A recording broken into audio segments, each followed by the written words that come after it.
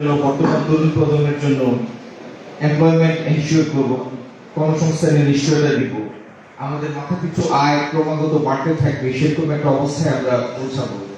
আমাদের প্রাথমিক, মাধ্যমিক এবং কলেজ এবং উচ্চশিক্ষার মান আন্তর্জাতিক মানের সাথে সামঞ্জস্য রেখে সেই পর্যায়ে উন্নীত করা, আমাদের সামাজিক উন্নয়নের সূচকগুলি পৃথিবীর যেগুলি সাফল্য অর্জন করেছে সেই সব দেশের কাতার নিয়ে যাওয়া, এগুলি তো আমাদের লক্ষ্য। তো সেই লক্ষ্যগুলিতে আমরা কিভাবে পৌঁছাবো এবং গণতান্ত্রিক চর্চার মধ্যে নিজেদেরকে সবসময় চর্চার মধ্যে নিজেদেরকে বেঁধে রাখবো, যাতে গণতন্ত্র কখনো ব্যাহত না হয়, অর্থাৎ মানুষের সম্মতির ভিত্তিতে সরকার পরিচালনা বা রাষ্ট্র পরিচালনার পদ্ধতিটা কখনো যেন ব্যাঘাত না হয়। সেই জন্য আমরা কি করব এগুলি নিয়ে, এবং আপনারা বাংলাদেশকে কেমন দেখতে চান, আপনারা রাজনৈতিক ট্রান্সফরমেশন কেমন দেখতে চান, আপনারা আমার দলের কোনো কাজের উপর আপনাদের অসন্তুষ্টি থাকলে, কোনো মতামত থাকলে, প্রশ্ন থাকলে, আমার নিজের উপরও আপনাদের কোনো প্রশ্ন থাকলে সেগুলি আমি শুনতে চাই, এবং এই আপনাদের মতামত পরামর্শগুলি আমাদের পলিসি ফ্রেমওয়ার্কের মধ্যে আমরা সবার সম্মতির ভিত্তিতে এই দেশটাকে এগিয়ে নিতে চাই। এই জন্য আছে বসা। একটা জিনিস, আজকে থেকে মানে গত 24-5 অগাস্টের আগের কোন একটা সময় যদি প্রশ্ন করা হতো আপনাদের জেনারেশন বা 18 থেকে 35-40 বছর বয়স পর্যন্ত এই জনগোষ্ঠীকে, আপনারা পেতেন, আমার কথা শুনতে পাচ্ছেন পিছন থেকে,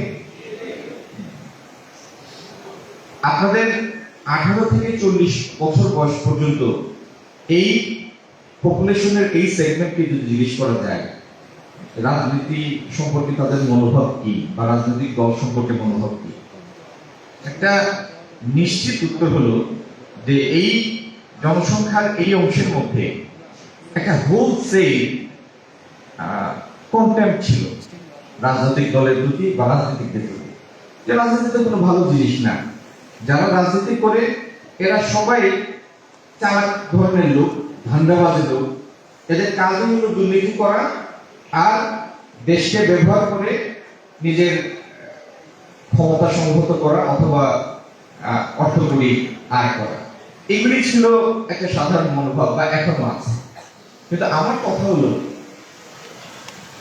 এই মনোভাব থেকে যদি আপনারা রাজনীতি থেকে দূরে সরে থাকেন বা দেশের ভালো মন্দের ব্যাপারে আপনাদের মনোভাব, সচেতনতা এবং পাবলিক প্রেশার যদি এটার সাথে সংযুক্ত না করেন, এটার ফলাফল কি কখনো চিন্তা করেছেন?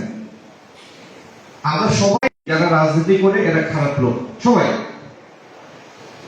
এখন আপনারা যারা ভালো লোক তারাও আসবেন না রাজনীতিতে, তাহলে পরিণামটা কি দাঁড়ালো?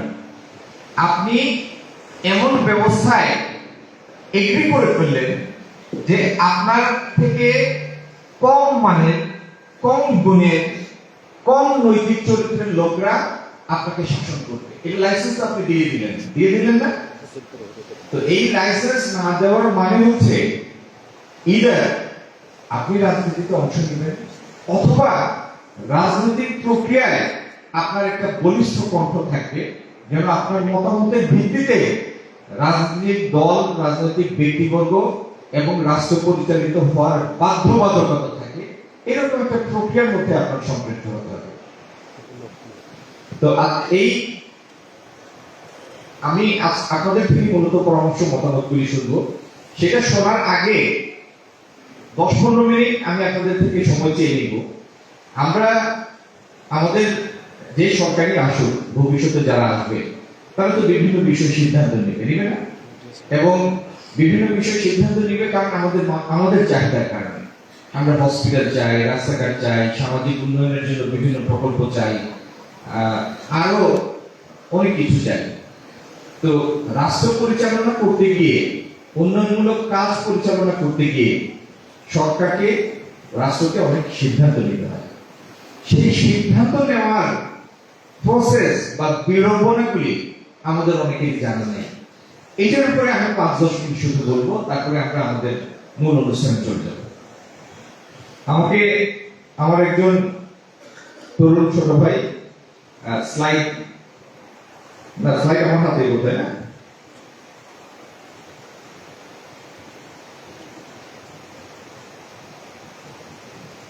ওকে।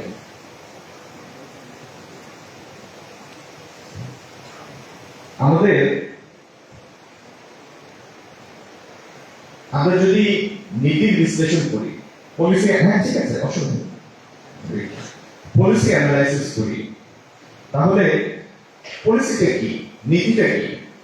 নীতি হচ্ছে আইন, বিধিবিধান এবং কাজের মানে অ্যাকশনের একটা ফ্রেমওয়ার্ক, যেটার মাধ্যমে সরকার যে তার গোল সেট করে সেটা অর্জনের জন্য নীতি, আইন এবং বিধানের একটা ফ্রেমওয়ার্ক, একটা কাঠামো তৈরি করা, এটি হচ্ছে পলিসি।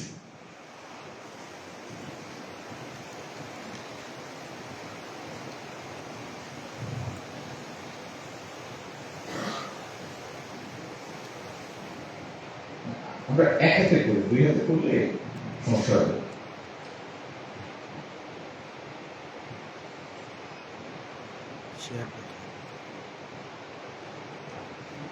না, অসুবিধা নেই, আমি করবো।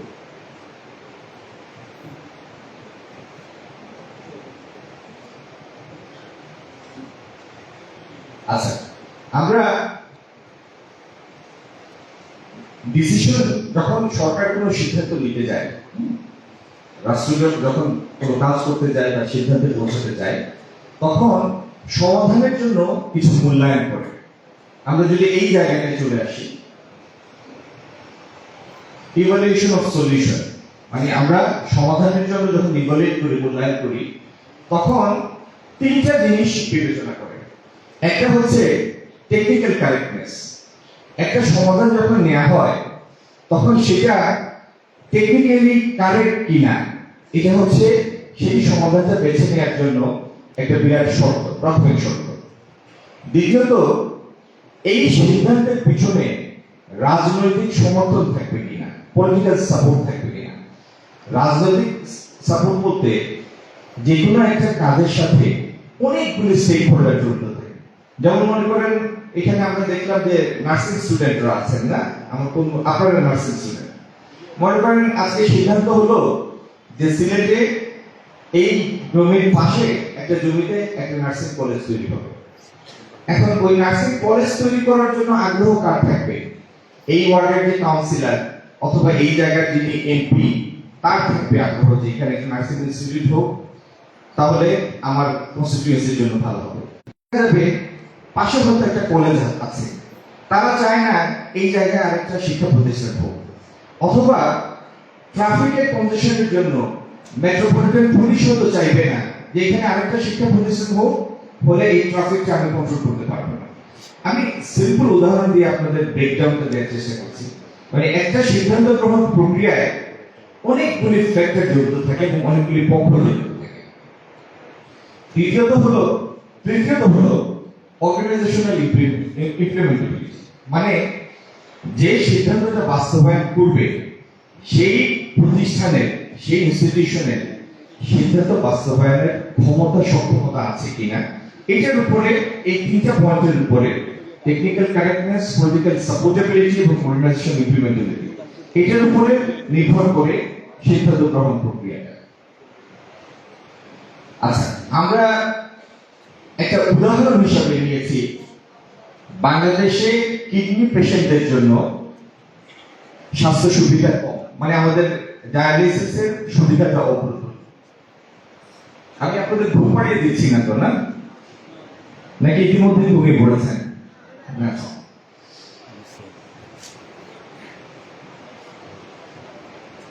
দেখেন, আমরা যদি প্রথম শর্তটাতে যাই যে সমাধানের একটা মূল্যায়ন, সমাধানের মূল্যায়নের মধ্যে প্রথম হচ্ছে technical correctness. Government offers dialysis services, সরকার তার বিভিন্ন সরকারি হাসপাতালের মাধ্যমে প্রত্যেকটা জেলাতে কিডনি ডায়ালিসিস সুবিধা করতে পারতো হয়তো, কিন্তু সরকারি হাসপাতালগুলিতে সব জেলায় এই মুহূর্তে ডায়ালিসিস সুবিধা নাই। প্রত্যেকটা জেলায়। তার মানে সরকার যদি সাবসিডাইজ কস্টে ডায়ালিসিস সুবিধা অ্যাভেলেবল করতে চায় সারা দেশের মধ্যে,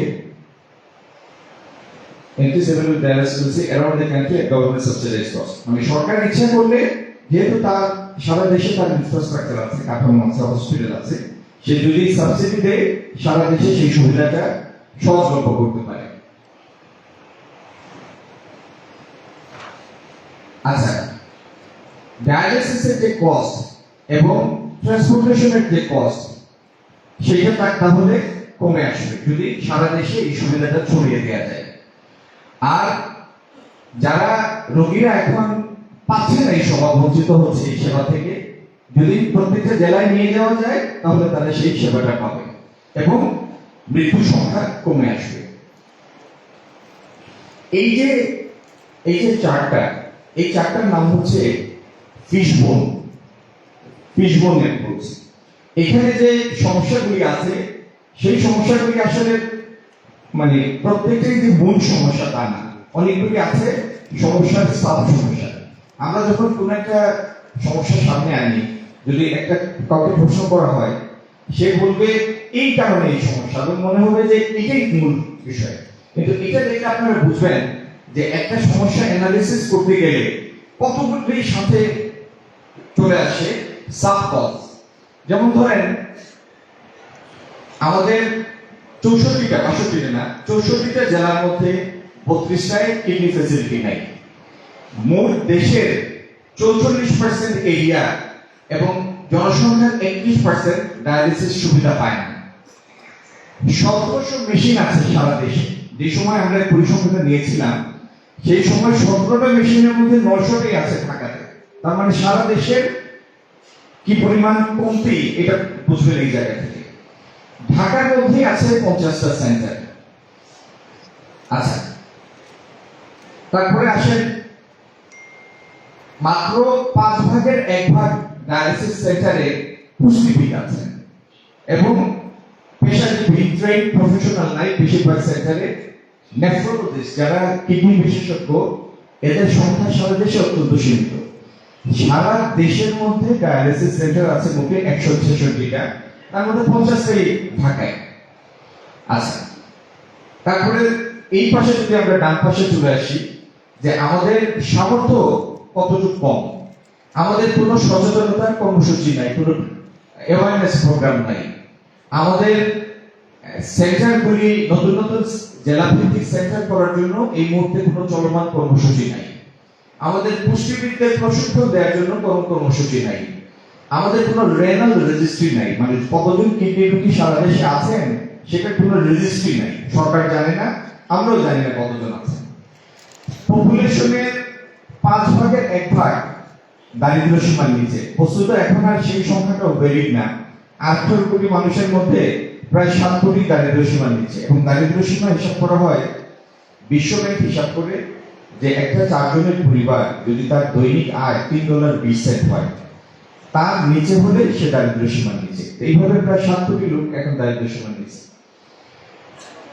প্রত্যেকের জন্য যে ডায়ালিসিস কস্ট হয় সেটা আমাদের প্রত্যেকটা বাসা মানে হাউস হোল্ড ইনকামের থেকে বেশি খরচ হয়ে যায়। আর এনজিওরা যে সার্ভিসগুলি অফার করে সেগুলি তুলনামূলকভাবে খরচ কম। আমাদের বেশিরভাগ জনসংখ্যার জন্য এই খরচটা আমাদের এফোর্ডেবল না। আচ্ছা, এখন আমরা সমাধানে চলে আসি। সমাধানের মধ্যে গভর্নমেন্ট সাবসিডাইজ করতে পারে ডায়ালিসিস কস্ট।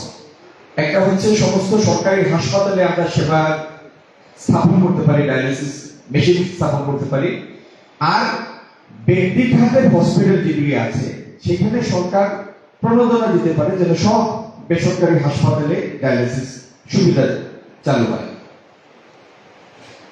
আমি শেষ করে নিয়ে এসেছি, 5 মিনিটের মধ্যে শেষ করে ফেলবো। এখন এই যে পলিসি সলিউশনগুলি আমরা করলাম, সেই পলিসি সলিউশনের মধ্যে কোনটার মধ্যে দেখেন রাজনৈতিক সমর্থন আছে, স্টেক হোল্ডারদের সাপোর্ট আছে। একটা স্টেক হোল্ডার হচ্ছে স্বাস্থ্য মন্ত্রণালয়। স্বাস্থ্য মন্ত্রণালয়ে স্বাস্থ্য সেবা প্রদানের জন্য সরকারি খাতের মূল এজেন্সি।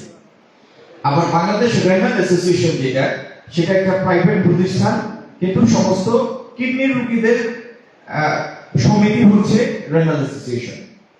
আচ্ছা, ডায়াবেটিক অ্যাসোসিয়েশন, যত ডায়াবেটিক রোগী আছে তাদের সংগঠন হচ্ছে ডায়াবেটিক অ্যাসোসিয়েশন। এদের প্রত্যেকেরই ভিন্ন ভিন্ন দৃষ্টিভঙ্গি আছে।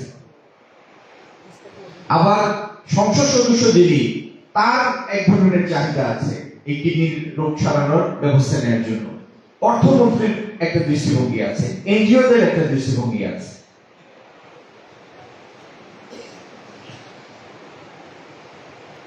যত ব্যবসা করার জন্য যারা স্বাস্থ্য সেবা দেয়, যতগুলি ক্লিনিক আছে, তাদের এক ধরনের দৃষ্টিভঙ্গি, আবার সরকারি হাসপাতালগুলির এক ধরনের দৃষ্টিভঙ্গি। আচ্ছা, এটা গেল পলিটিক্যাল সাপোর্ট। আরেকটা হচ্ছে যে সংগঠন এই সেবাটা দিবে তার জন্য এটা বাস্তবায়নযোগ্য কিনা। আমরা যদি সেবা দেওয়ার জন্য নির্ধারিত এজেন্সি দেখি, স্বাস্থ্য মন্ত্রণালয়, মন্ত্রিসভা, হেলথ ডিরেক্টরি, এদের প্রত্যেকের নিজেদের যেমন মিনিস্ট্রি অফ হেলথ, তার কাজের এক্সপিরিয়েন্স আছে, হসপিটাল বানানোর এক্সপিরিয়েন্স আছে। আবার মন্ত্রিসভার কাছে সম্পদের অপর্যাপ্ততা পর্যাপ্ততা দুইটাই তার বিবেচনার বিষয়। এই সিদ্ধান্ত নেওয়ার প্রক্রিয়ার মধ্যে আলটিমেটলি বাস্তবায়নটা কে করবে, সেটাই একটা সিদ্ধান্ত নেওয়ার ব্যাপার। আর যে সিদ্ধান্তটা নেওয়া হবে সেটা বেশিরভাগ স্টেক হোল্ডারের সমর্থন পাবে কিনা। যেমন ধরেন, আমার কথা প্রায় শেষের দিকে চলে আসছে, মনে করেন যে সমস্ত ক্লিনিক ব্যবসার জন্য ক্লিনিকগুলি স্থাপন করা হয়েছে, তার 69% affected 69% of 166 facilities in this country belong to private providers। মানে যতগুলি 166টা যে সেন্টার আছে আমাদের দেশে, তার 69% হচ্ছে ফর প্রফিট অর্গানাইজেশন, মানে ব্যবসা করার জন্য এই ক্লিনিকগুলি স্থাপন করা হয়েছে। এখন সরকার যদি সাবসিডাইজ করে নিজে সহায়তা দেয় সেবার জন্য, অথবা সরকারি হাসপাতালের মাধ্যমে কম খরচে দেয়, তাহলে এদের মনে হবে যে আমার হাত থেকে ব্যবসাটা চলে গেল। আবার ডিস্ট্রিক্ট মেডিকেল কলেজগুলি ইতিমধ্যে অন্য সেবা দেয়, তার জন্য এই নতুন সেবাটা যোগ করা তার বর্তমান অবকাঠামোর জন্য একটা অস্বস্তিকর কারণ হতে পারে।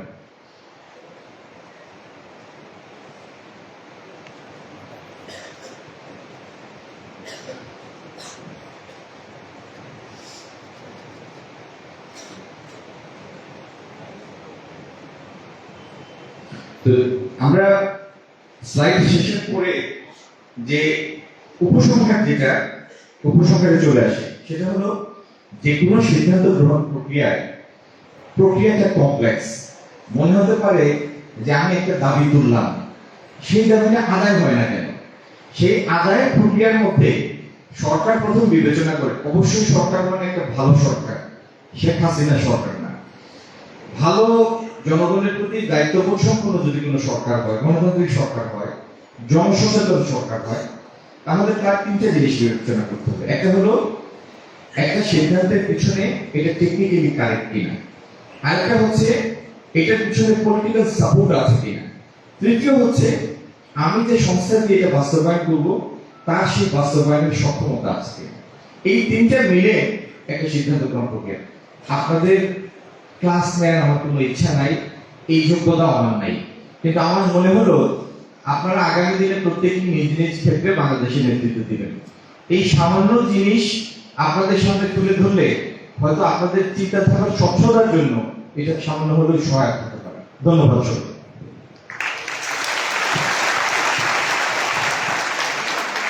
ধন্যবাদ স্যারকে, অসম্ভব সুন্দর একটি প্রেজেন্টেশন তিনি আমাদের সবার সামনে উপস্থাপন করলেন। আসলে যারা একদম প্রথম থেকে মনোযোগ সহকারে শুনেছেন বা দেখেছেন, আসলে একটা লাইফ প্রবলেমকে কিভাবে এখানে অ্যানালাইসিস করা হয়েছে সেটা আসলে আমরা যদি দেখে থাকি আমরা অনেক কিছু শিখব। তো আমরা এখন অফিসিয়ালি আমাদের পরবর্তী আলোচনা পর্বে চলে যাচ্ছি। আলোচনা পর্বে আলোচনা পর্বের প্রথমে একদম শুরুতে আমি স্যারের কাছে জানতে চাই, স্যার আপনি কেমন আছেন, আমরা কেমন আছি এবং আমাদের বাংলাদেশ কেমন আছে? আমি ভালোই ছিলাম, কিন্তু যতবার আপনি স্যার বলছেন তত আমার ভালো থাকার মাত্রাটা কমছে, নিচের দিকে যাচ্ছে। আপনি ভাই বলেন, আর যদি ভাই বলছেন আপনাকে শুধু মুখে দিয়ে বলেন, তাহলে কোনো সমস্যা নেই। আমরা তো দীর্ঘদিন ভালো ছিলাম না এবং এখন যে খুব ভালো আছি এটাও বলা যাবে না। আমি আমাদের জাতীয় স্বাস্থ্যের কথা বলছি। আমাদের একটা অনিশ্চিত সময় আমরা পার করছি এবং এমন একটা সময় যে দীর্ঘদিন আমরা সব ফলস স্ট্যাটিস্টিক্সের উপরে নির্ভর করছি। অর্থনৈতিক উন্নতির কথা শুনেছি, বাস্তবে সেগুলি খুঁজে পাচ্ছি না। বড় বড় প্রকল্পের জন্য মেগা প্রকল্পের কথা শুনেছি, এখন পরবর্তী সময়ে বিশেষজ্ঞরা এসে বলছেন যে অমুক প্রকল্পের দরকারই ছিল না, তবু প্রকল্প 5 গুণ বেশি দান করা হয়েছে। এবং যে দেশটা আজকে থেকে 12-14 বছর আগে আমাদের জাতীয় ঋণ আমাদের মোট জিডিপির 1/4 মতো ছিল, হঠাৎ করে দেখলাম আমরা সেটা বেলুনের মতো বেড়ে গিয়েছে। আমাদের ঋণ অনেক বেড়ে গিয়েছে দেশের, এবং ঋণ পরিশোধের ইন্টেন্সিটি মানে অল্প সময়ে অনেক বেশি টাকা পরিশোধ করতে হয়, এরকম একটা অস্বস্তিকর পরিবেশ রয়েছে। হঠাৎ করে ডলারের তুলনায় টাকার দাম অনেক, মান অনেক কমে গেল। 5 অগস্ট পরবর্তীতে যদিও এই সিচুয়েশন অনেকখানি সামনে নিয়েছে সরকার, কিন্তু গত 1-1.5 বছরে বাংলাদেশে নতুন কোনো বিনিয়োগ হয়নি। নতুন 1 বছরে নতুন বিনিয়োগ না হওয়া মানে প্রতি বছর 20 থেকে 22 লাখ লোক 18 বছর বয়স হয়, এরা কাজের বয়সে তৈরি। তো যদি কোনো একটা বছর বা একটা 2টা বছর এইভাবে যায় যে আমাদের কোনো নতুন বিনিয়োগ নাই, কোনো কর্মসংস্থান নাই, তো 2 বছরে কত লাখ লোক জমবে? প্রায় 40-45 লাখ লোক জমে যাবে, যাদের নতুন কাজের সুযোগ সৃষ্টি হয়। সিলেটের ক্ষেত্রে দেখেন আরো ভয়াবহ অবস্থা। সিলেটের নিজস্ব কোনো অর্থনীতি নাই, এখানে কোনো মিল ফ্যাক্টরি নাই। ছেলেরা যারা আপনারা কলেজ ইউনিভার্সিটি পাস করবেন, হয় দেশের বাইরে যাওয়া লাগবে অথবা বাপমার টাকা নিয়ে ছোটখাটো কোনো ব্যবসা শুরু করা লাগবে। এখানে জিন্দাবাজারে কোনো দোকানের সেলসম্যান হওয়া ছাড়া আর কোনো জব আমার জানা মতো সিলেটে নাই, অথবা ঢাকা চিটাগং অন্য কোথাও যাওয়া লাগবে একটা জবের জন্য। মেয়েদের অবস্থা তো আরো খারাপ। ছেলেদের তো বাপমারা যেতে দিবে, আপনাদের বেশিরভাগকে সিলেটের বাইরে যেতেও দিবে না। তো কি করে অপেক্ষা করা লাগে যে কখনো ভালো কোনো সম্বন্ধ আসবে, বিয়ে করে স্বামীর ঘরে চলে যাবে। এটা তো কোনো টেনেবল কোনো সিচুয়েশন হতে পারে না, ভায়াবল কোনো সিচুয়েশন হতে পারে না।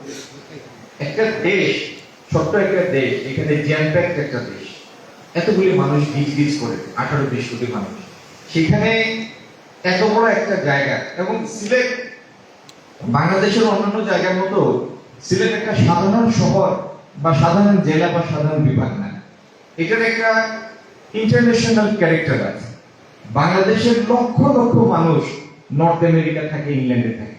আপনি 5টা বাড়ি হবেন, অন্তত 5 বাড়ির মধ্যে 1 বাড়ির লোক পাবেন, হয় সরাসরি সেই বাড়ির লোকরাই থাকে, না হলে তাদের কোনো ঘনিষ্ঠ আত্মীয় দেশের বাইরে থাকে, ঠিক না? তো এত বড় ইন্টারন্যাশনাল এক্সপোজার যে জেলার বা যে বিভাগের আছে, সেই জায়গার কোনো কর্মসংস্থানের ব্যবস্থা নেই। সেখানে লোকরা অপেক্ষা করে বাইরে যাওয়ার জন্য, মেয়েরা অপেক্ষা করে বিয়ে হওয়ার জন্য। এটা কোনো ভায়াবল একটা জনপদের ক্যারেক্টার হতে পারে না। তো এই জন্য আপনার প্রশ্নের উত্তরে বলছি, এই মুহূর্তে ভালো নাই, কিন্তু ভালো থাকার জন্য আমরা নিজেদের কিছু আমাদের চিন্তা ভাবনা আছে। যদি আপনাদের সাহায্য সমর্থন পাই, সেগুলি বাস্তবায়ন করে এই অসহনীয় অবস্থাটার পরিবর্তন আনবো, এটা করতে আমরা কমিটেড, প্রতিশ্রুতিবদ্ধ। অনেক ধন্যবাদ। খুব সুন্দর করে আমাদের বর্তমান পরিস্থিতি সম্পর্কে বললেন ভাই। এইরকম আয়োজন এটাই প্রথম নয়। আমি যেহেতু ভাইয়ের সাথে আরো বিগত 3-4বার এই ধরনের যুবক তরুণদের নিয়ে অনুষ্ঠানগুলো করছি, তো আসলে এটা খুবই গুরুত্বপূর্ণ তরুণদেরকে এই লিখন প্রক্রিয়ার সাথে যুক্ত করা। আমি যদি বিশেষভাবে ভাই আজকের অনুষ্ঠানের কথা বলি, যে পলিসি মেকিং এ ইউথদের রোল কিভাবে হবে বা তারা কিভাবে অংশগ্রহণ করতে পারবে। তো আজকের এই অনুষ্ঠানের প্রধান লক্ষ্য কি ছিল এবং আসলে কি তরুণরা পলিসি মেকিং এ বা পলিসি মেকিং এ যেসব রাজনৈতিক দলগুলো অংশগ্রহণ করবে তাদের কোনো ধরনের ইনফ্লুয়েন্স রাখতে পারবে কি? আমার মনে হয় আমি আমার মানে ছোট ভাই বোনদের মধ্যে চলে যাই, ওনারা ওনাদের মতামতের দিক, ওনাদের কোনো প্রশ্ন থাকলে আপনারা সেই প্রশ্ন করেন, এবং প্রশ্নের কোনো বার নাই। বিশ্বাস করেন, আপনার কারো যদি মনে হয় যে জিজ্ঞেস করবেন আপনি ভবিষ্যতে ক্ষমতায় গিয়ে চুরিদারি করবেন কিনা, এতেও কোনো সমস্যা নেই। মানে limitless, you can ask anything if you want. বা আমাদের চালচলন বা আমার দলীয় কোনো আচরণ বা আমার পরিকল্পনা কোনো একটা কিছু সম্পর্কে আপনার যদি মতামত থাকে, সেটা পক্ষে হোক, বিপক্ষে হোক, বিরূপ হোক, you are free to ask. যা ইচ্ছা জিজ্ঞেস করেন, কিন্তু আমরা চাই আপনাদের নিয়ে আমরা আগাবো, যা করবো আপনাদের সাথে আপনাদের সম্পৃক্ত করে আগাবো। সেই জন্য আপনাদের মতামত, প্রশ্ন এগুলি হবে আমাদের আগামী দিনের চলার পথ নির্দেশক। আমি চাই আপনি মাইকটা ওনাদের কাছে দেন, ওনাদের কাছে কথা দিয়ে আসুন। আমরা আমাদের এই পর্যায়ে আমাদের প্রশ্ন উত্তর পর্বে চলে যাব। আমি অনুরোধ করছি যারা ভলেন্টিয়ার আছেন তারা মাইক্রোফোন নিয়ে স্টুডেন্টদের মাঝখানে চলে যাওয়ার জন্য, এবং যাদের প্রশ্ন আছে তারা দয়া করে হাত তুলবেন এবং আমরা একজন একজন করে প্রশ্ন এবং স্যারের উত্তর জানার চেষ্টা করব। প্রশ্ন এবং কারো যদি কোনো মতামত, কোনো সাজেশন, যে কোনো কিছু থাকলে আপনারা জিজ্ঞাসা করতে পারেন, স্যার উত্তর দেওয়ার চেষ্টা করবেন। যারা প্রশ্ন বা মতামত শেয়ার করতে চান তারা দয়া করে হাত তুলবেন। আমরা একজন একজন করে সবার মতামত তো আমরা নিতে পারবো না, তারপর আমরা যত ধরনের সম্ভব নেওয়ার চেষ্টা করব। সবাই একটু হাত তোলার জন্য অনুরোধ করব।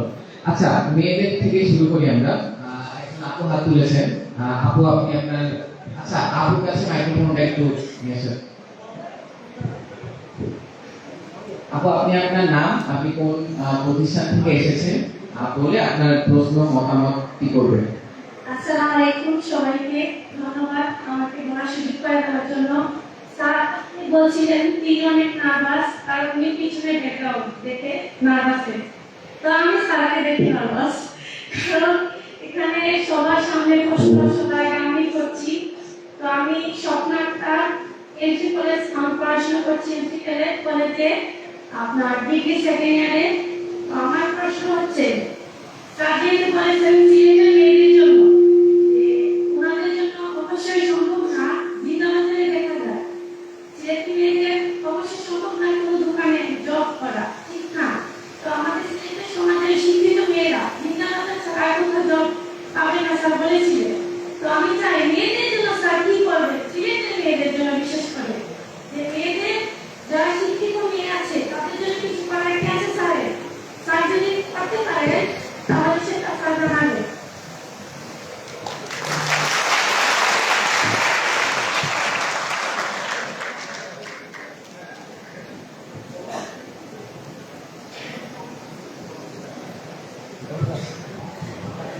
ধন্যবাদ আপনাকে। এই পর্যায়ে দ্বিতীয় যিনি প্রশ্ন করতে চান বা কোনো মতামত জানাতে চান দয়া করে হাত তুলবেন। সেবার আমরা ছেলেদের মধ্যে থেকে সামনে থেকে এই ভাইয়ের কাছে মাইক্রোফোনটা দেওয়ার জন্য অনুরোধ করছি।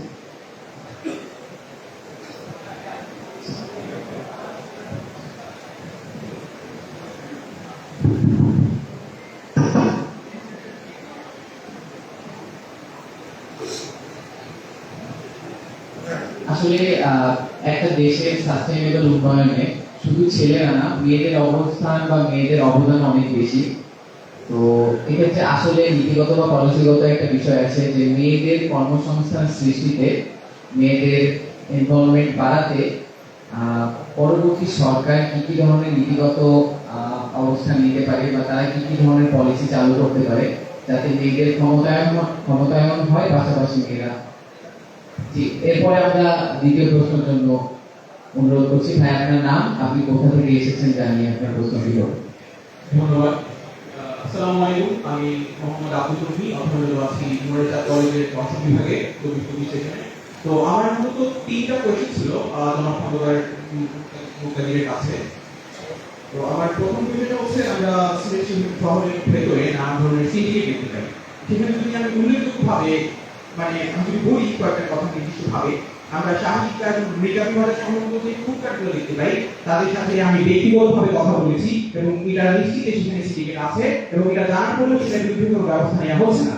আমরা ইদানিং নিউজ রিপোর্ট করে দেখেছি যে সিলেটের বিভিন্ন আবাসিক হোটেলের পরিচালকের অভিযোগে সেই হোটেলগুলো সিল করে দেওয়া হচ্ছে, কিন্তু এমন কিছু হোটেল এবং আবাসিক ভবন রয়েছে, গ্যাস হাউস রয়েছে, যেগুলোর খবর পুলিশের কাছে থাকার পরে তারা কোনো ব্যবস্থা নিচ্ছে না, যেগুলো আগেও ছিল এখনো আছে। এটাকে সিন্ডিকেট বলে আপনার কাছে মনে হয় না? এবং এটার সমাধান কি হতে পারে? আমি কিছু বলতে চলে যাচ্ছি। তার আগে একটা জিনিস আমি বলতে চাই, আপনি কিডনি সমস্যার কথা যখন বলছিলেন সেটা নিয়ে আমি রিসার্চ করেছিলাম এবং একটা জিনিস আমি দেখতে পেলাম যে পাবনায় এবং বাংলাদেশ জার্নাল অনলাইনের তথ্য মতে তারা 2,25,206 জন মানুষের সাথে একটা মেটা অ্যানালাইসিস করেছিল। আচ্ছা, একটু ধীরে প্রশ্ন করবেন। পাবনায় এবং বাংলাদেশ জার্নাল অনলাইন একটা মেটা অ্যানালাইসিস করেছিল 2,25,206 জন মানুষের সাথে 9টা স্টাডি দিয়ে, এবং সেখান থেকে দেখা গেছে যে ক্রনিক কিডনি ডিজিজ সেটা বাংলাদেশে হচ্ছে 22.48%, যেখানে বায়োলাইন সেন্টারের তথ্য মতে গ্লোবালি যেটা 8%, 8 থেকে 10%, এবং বাংলাদেশে সেটা প্রায় 3 গুণ বেশি। এবং এই সমস্যা এর পেছনে প্রধান সমস্যা আমার কাছে ব্যক্তিগতভাবে মনে হয় খাবারের ভেজাল এবং পুয়ার কোয়ালিটি। তো এটার মধ্যে সিন্ডিকেট রয়েছে বলে আমি মনে করি, এবং এটার বিরুদ্ধে আপনারা কি ব্যবস্থা নেবেন? চলে যাচ্ছে আমার দ্বিতীয় প্রশ্ন।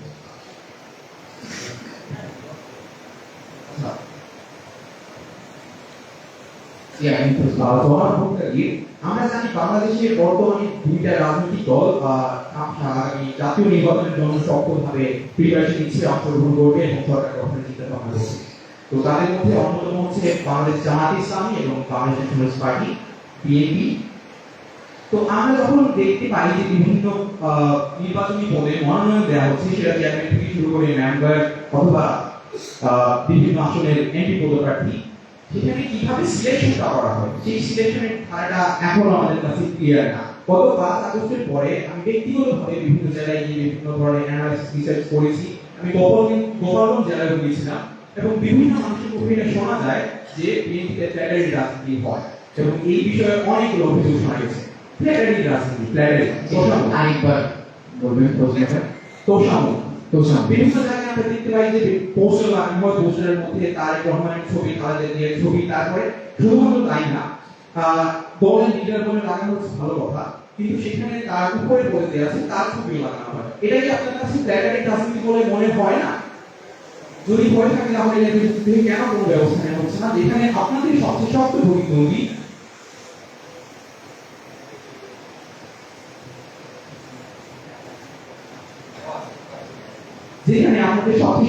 প্রতিদ্বন্দ্বী জামাতে ইসলামী দেশে দিচ্ছে যে তারা যখন সিলেকশন করে তারা ওই পার্টিকুলার এরিয়ার যে সদস্য থাকে তাদের দলে, তারা নির্বাচনের মাধ্যমে একজন প্রার্থীকে মনোনয়ন দিয়ে থাকে। এখানে বিএনপি এই কারণে অনেক সমস্যা আছে বলে আমার মনে হয়। আমি যতটুকু শুনেছি আমার অ্যানালাইসিস থেকে, তারা নির্দিষ্ট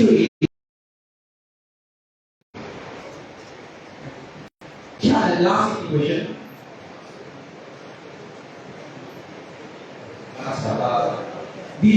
কখন হবে 2001 থেকে অথচ জনগণ ভুগেছিল ভয়াবহ লোডশেডিং। যদি বিদ্যুৎ এবং অবকাঠামো খাতে সিন্ডিকেটের নিয়ন্ত্রণে ছিল এবং দুর্নীতি ছিল প্রাতিষ্ঠানিক, তাহলে বিএনপি এখন কিভাবে স্বচ্ছ শাসন ও দায়িত্বশীল প্রশাসনের প্রতিশ্রুতি বিশ্বাসযোগ্যভাবে দিতে পারে? ধন্যবাদ। আমার মনে হয় স্যার কিছু প্রশ্নের উত্তর জি আমরা এই পর্যায়ে ভাইয়ের কাছ থেকে প্রশ্নগুলোর উত্তর নিয়ে শুনব, তারপরে আমরা আবার প্রশ্ন পর্বে ফিরে যাব।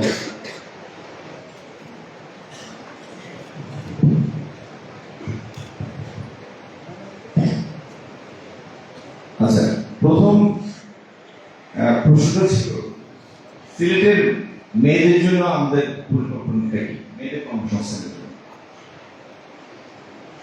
মেয়েদের আলাদা বিশেষ কোনো কর্ম এখন আর নাই। পৃথিবীতে মেয়েরা সব কাজ করে। আপনি কঠিন ছিল আগে যুদ্ধ করা, এখন মেয়েরা যুদ্ধ করে।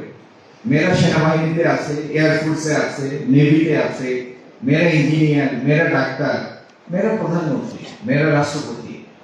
এমন কিছু নাই যেটাতে মেয়েরা নেই, সব কিছুতে আছে। কথা হলো আমাদের কর্মসংস্থান হয় নাই, কর্মসংস্থানের ব্যবস্থা করতে হবে কিভাবে। সিলেটে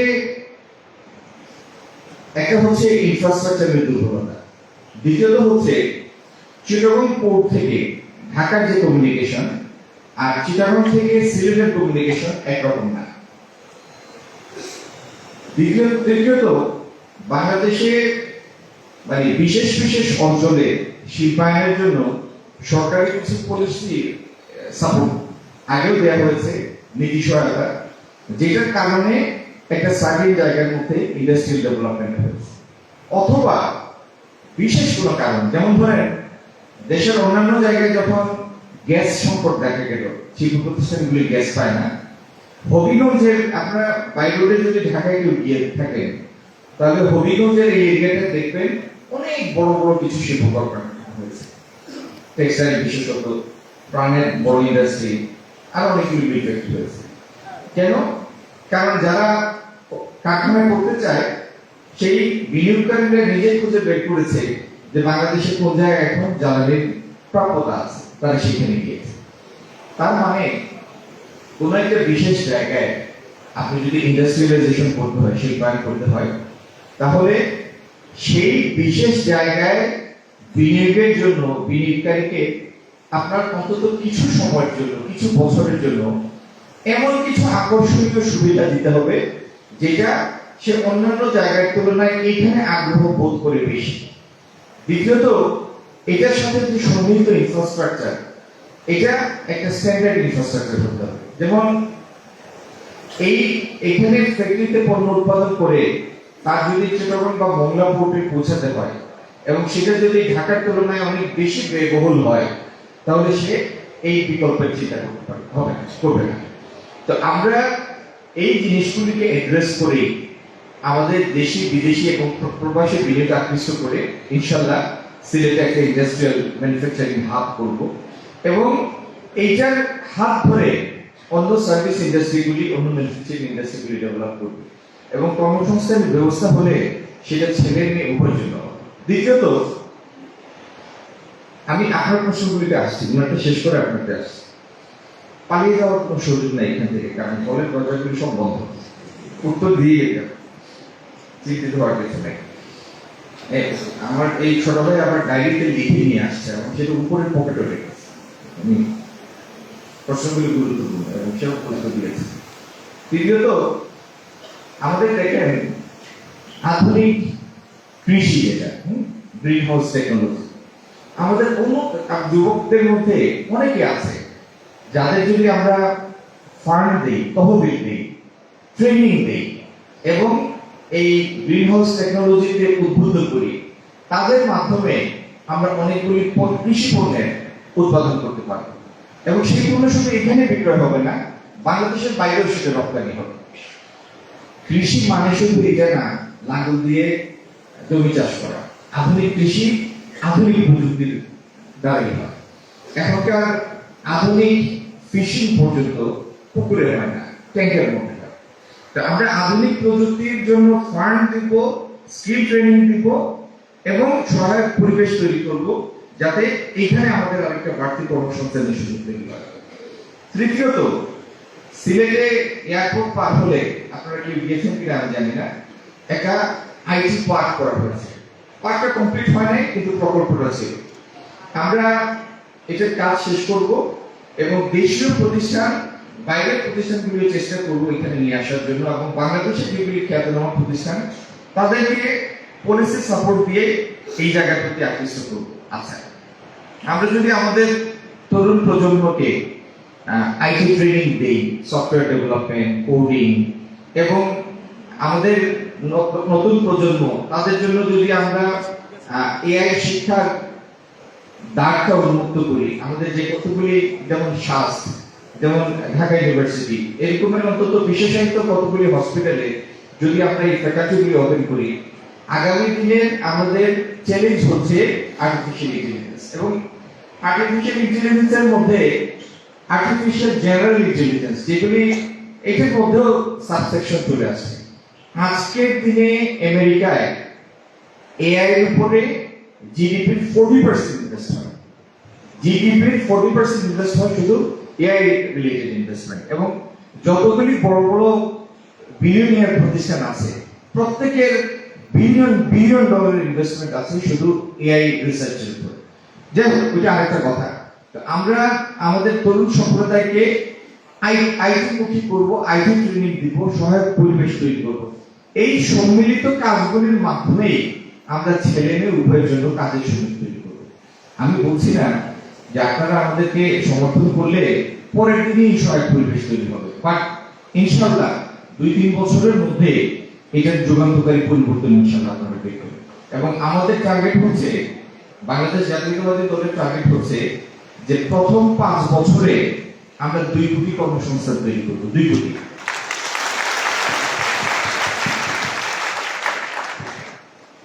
আমার এই ভাইয়ের কথা চলে আসে। আপনার নাম মোহাম্মদ আবু গনি, হ্যাঁ? আব্দুল মুগনি। আব্দুল প্রথম হলো মুগনি, আমি সিন্ডিকেটের বিষয়টা আমি ঠিক ক্লিয়ারলি আসলে বুঝিও নাই। মানে আপনার প্রশ্নটা ছিল এরকম যে যে এলাকার কথা বললেন সেইখানে বা অন্য কিছু হোটেলে প্রস্টিটিউশন হয়, কিন্তু পুলিশ জেনেও সেটার বিরুদ্ধে ব্যবস্থা নেয় না। তো ব্যবস্থা নেয় না, সেটা একটা বড় প্রশাসনিক ব্যর্থতা। আমরা এই মুহূর্তে কোনো প্রশাসনের দায়িত্ব নাই, সরকারের নাই। আপনার এই কথাগুলি আমি এসএলপি কমিশনারের সাথে, ডিআইজি, এসপি ওনাদের সাথে শেয়ার করতে পারবো, কিন্তু আমার তাদেরকে অর্ডার দেওয়ার ক্ষমতা নাই, unless I M a member of it. মানে সরকার পরিচালনা যে করে সেই টিমের একজন না হলে তাদেরকে নির্দেশ দেওয়ার ক্ষমতা আমার নাই। কিন্তু আপনার এই ইনফরমেশন আমি নিশ্চিত তাদের সাথে শেয়ার করব। এখন এটা যদি চলে, মানে শহরের এত প্রাইম জায়গাগুলিতে যদি এরকম অবস্থা হয়, তাহলে তো সেটা একটা বিরাট প্রশাসনিক ব্যর্থতা। আর কিডনির যে স্লাইডগুলো দেখিয়েছি, এটা কিডনির বিষয় আলাপের জন্য না। একটা পলিসি সিদ্ধান্ত নিতে গেলে যারা সিদ্ধান্ত নেয় তাদের কতগুলি জিনিস ফেস করা লাগে, সেই উদাহরণটা দেওয়ার জন্য এটা এসেছি। কিডনির আলোচনাটা আজকের মূল উদ্দেশ্য ছিল। তবে আপনি যেটা বলছেন খাবারের ভেজাল, এটা তো বাংলাদেশের একটা স্বীকৃত বাস্তবতা। প্রত্যেকটা জিনিসের মধ্যে ভেজাল, এবং মানে আমরা অসুস্থ হয়ে চিকিৎসা করাই, কিন্তু অসুস্থতা তো আমরা ডেকে আনছি। আমরা যেভাবে খাদ্যের ভেজাল, পরিবেশ নষ্ট করছি, মানে এয়ার পলিউশন, ওয়াটার পলিউশন, সেটা তো সাউন্ড পলিউশন, অসুখ বিসুখ তো আমরা দাওয়াত দিয়ে নিয়ে আসি, নিয়ে এসে বলছি যে আমরা অসুস্থ, আমাদের এই সমস্যা ওই সমস্যা, হসপিটালের সেবা নাই, স্বাস্থ্য সেবা অপ্রতুল। কিন্তু তার আগে আমরা যদি রোগ প্রতিরোধে সেই পরিমাণ খরচ করতাম, সচেতন হতাম, খাবারের পলিউশনগুলি রোধ করতে পারতাম, তাহলে স্বাস্থ্য সেবার বিষয়টা পরে, এর আগেই একটা স্বাস্থ্যবান জাতিতে আমরা পরিণত হতে পারতাম। আচ্ছা, বিএনপির আরেকটা জিনিস বলি, আপনি এটা খেয়াল করেছেন, আরো দুটো জিনিস সিলেটে মহামারীর মতো আছে। একটা হলো অনলাইন গেমিং। আপনাদের বয়সী অনেক ছেলে এই অনলাইন গেমিং এ আসক্ত, এবং আরেকটা শ্রেণী শ্রমজীবী, সেই সব শ্রমজীবী যারা দিন আনে দিন খায়, সেই দিনের ইনকামের টাকাটা নষ্ট করে দিয়ে বাড়িতে যাওয়ার আগে তীর খেলে। তীর খেলার নাম শুনেছেন? শুনে নেই? খালি ভোটটা দিয়ে চললেই হবে, খোঁজ খবর রাখা লাগবে না, এখানেই তো থাকেন। এই আমরা বলি না যে এটা পূর্ণভূমি, 360 ভূমি। তো পূর্ণভূমি কিভাবে হয়? শহরের ভিতরে যদি এরকম অনাচার চলে, এবং এটা এই কারণেই সম্ভব হয়েছে যে গত 15-16 বছর আমাদের কোনো রাজনৈতিক অভিভাবক ছিল না। যদি থাকতো তাহলে পাবলিক প্রেসারে এগুলি রোধ করার চেষ্টা করত। তো আমাদের এটাও আমাদের একটা কমিটমেন্ট, যদি আমরা রাষ্ট্র পরিচালনার সুযোগ পাই আপনাদের সমর্থনে, তাহলে এই সিলেটে শুধু এমপ্লয়মেন্ট জেনারেটের জন্য আমরা কাজ করব না, এই অনলাইন গেমিং এবং ড্রাগ সিলেট থেকে চিরতরে উচ্ছেদ করবো।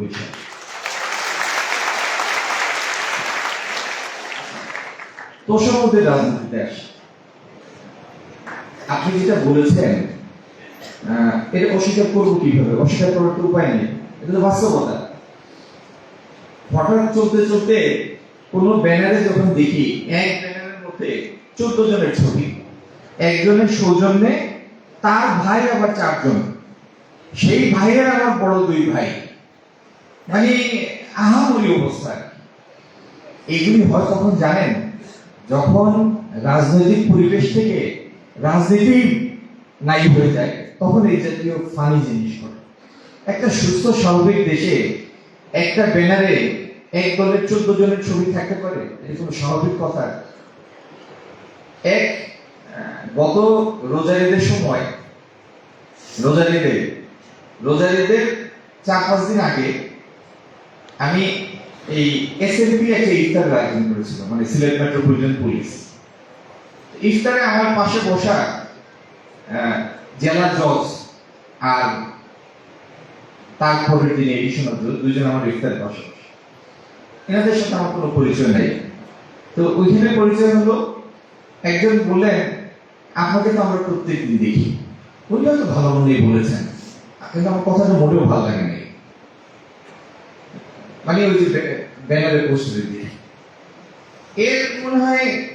তো আমি বের হয়ে আসার সময় দেখলাম আসলে অনেকগুলি ওই যে আপনার বিলবোর্ড লাগানো থাকে না, ঈদের শুভেচ্ছা, মানে যার নাম প্রচারের উদ্দেশ্য সে তো তার নাম দিয়ে একটা বিলবোর্ড লাগায়, আর তারপরে তার যে ভাইকে মনে হয় নেতা, ওই ভাইয়ের একটা ছবি দেয়। ওই ভাইয়ের ছবির পর ছোট থাকে, তার ছবিটাই বড় থাকে, এই কোন বিলবোর্ড। আর উপরে তো আমাদের জাতীয় নেতৃবৃন্দের ছবি। এর 2 দিন যায় নাই, দেখি সারা সিলেট শহর প্রায় অন্ধকার। মানে বাসা থেকে বের হলে মানে শত শত বিলবোর্ড, সেখানে শত শত ছবি। এটা কেলেঙ্কারি অবস্থা।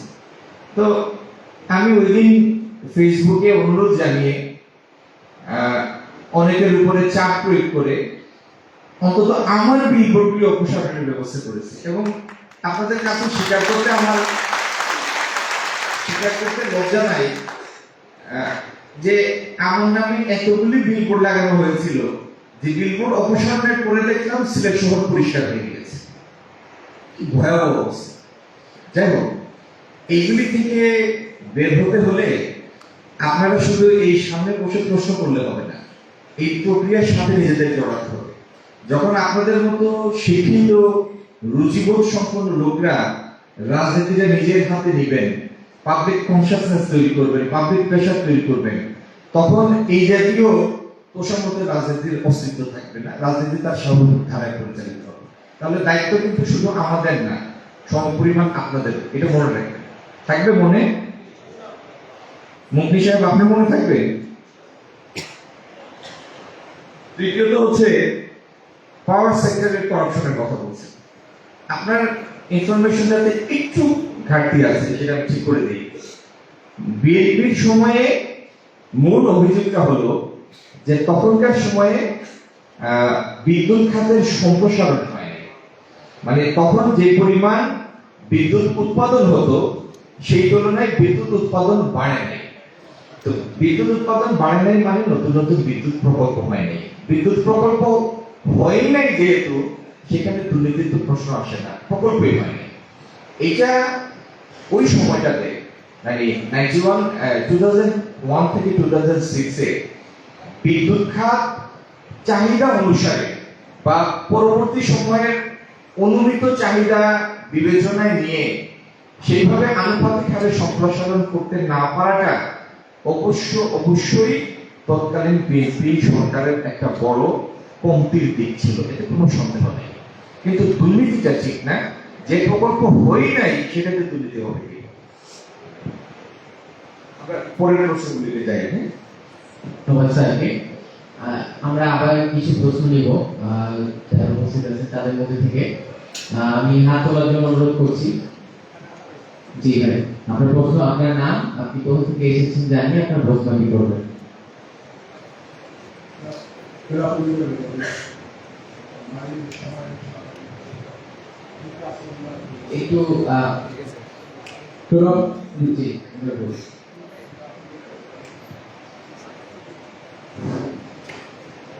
afternoon, everybody. I'm from United Kingdom, Newcastle. My name is Shahar Chaudhary. একটু জোরে বলতে হবে, একটু মাইক্রোফোনটা মুখ থেকে একটু সামান্য একটু সামনে নিয়ে এসে কথা বলুন। জি Good বলুন। afternoon, everybody. জি বলুন। My name is Shahar Chaudhary. I'm from United Kingdom, London. I'd like to ask a question today.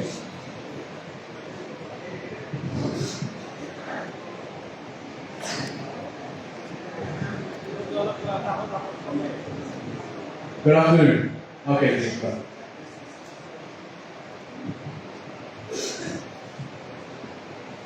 I came from United Kingdom, London, to ask a question today. My name is Shahar Chaudhary. So the question I'd like to ask is, will there be any improvement to the infrastructure, services and facilities within Silas Airport? Because when we come here frequently, the luggages and the items get damaged, which is quite not good as you can say. So if that could be improved, it would be a good improvement for Bangladesh and the foreigners who visit it. Thank you very much.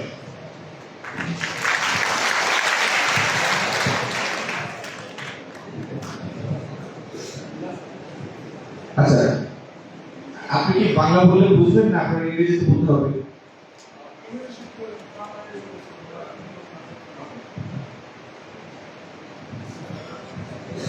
It's true.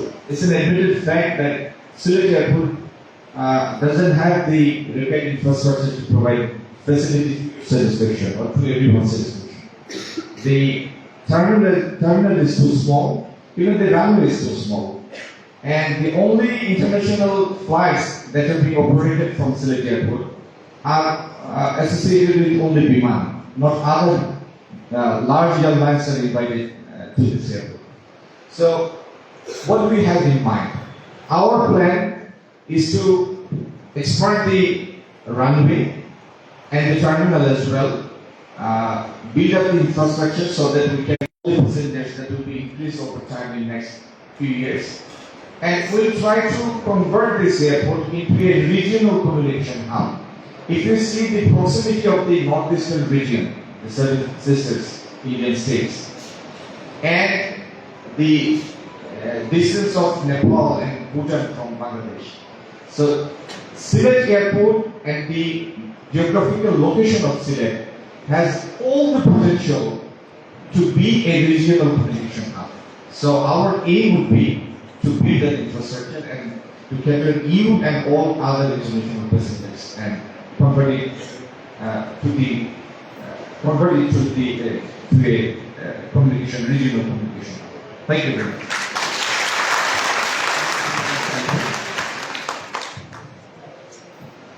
Sir, আমরা আমাদের এবারে প্রশ্ন নিব। BAP committee থেকে যদি কোনো প্রশ্ন করতে চান তাহলে একটু মাইক্রোফোনটা দিবেন। Hello. আসসালামু আলাইকুম। আমি সৈয়দ কানিসা, স্কুল থেকে আসছি। আমি বিএমএ করছি। তো আমি একটি দাবি উপস্থাপন করবো আপনার কাছে, যেহেতু আপনারা যখন রাষ্ট্র পরিচালনায় আসছেন, আশা করি আমাদের দাবিগুলো পূরণ করবেন। আমি যেহেতু এসি কলেজে হয়ে আসছি, তাহলে আমি এসি কলেজে একটি দাবি বলছি। আমাদের কলেজে ইন্টারের সায়েন্স আর্টস নেই এবং অনার্সেরই সায়েন্স নেই, যেটার জন্য আমরা অনেক শিক্ষার্থীরা যারা সায়েন্সে আছে বা আর্টসে আছে কিংবা অনার্সে ভর্তি হতে চাচ্ছে সায়েন্সে থেকে, কিন্তু ভর্তি হতে পারছে না। দ্বিতীয়ত হচ্ছে, আমি যেহেতু ডিগ্রি ক্লাবের সাধারণ সম্পাদক হিসেবে আছি, আমি যতটুকু মনে করি আমাদের এসসি কলেজ না, সারা বাংলাদেশেই আমরা ডিগ্রিটা অবহেলিত।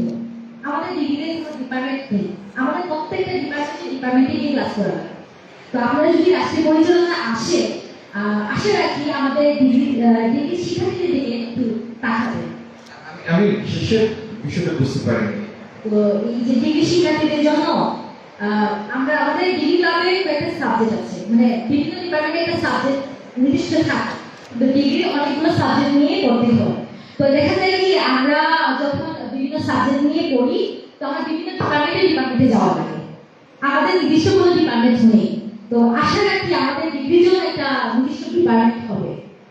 আর হচ্ছে আমাদের এমসি কলেজে বাসের খুব সংকট, মানে মাত্র 2টা বাস, তাও 2টা বাস আমাদের সুবিধা মতো আমরা কাজে আসে না। যেমন এক্সাম্পল হিসেবে যদি আমি বলতে চাই, তাহলে দেখা যায় আমরা যখন পরীক্ষায় যাই, আমাদের সেন্টার যেখানে পড়ে আমাদেরকে দিয়ে আসা হয়, নিয়ে আসা হয় না। তো সেজন্য আমাদের যদি বাসের ব্যবস্থা করা হয় তাহলে খুব খুশি হতো। এবং এছাড়া আমি যদি সিলেটের বাসিন্দা হিসেবে বলতে যাই, তাহলে আমাদের সিলেটে কিন্তু হাসপাতালের দিক দিয়ে আমরা নানাভাবে ভুক্তভোগী।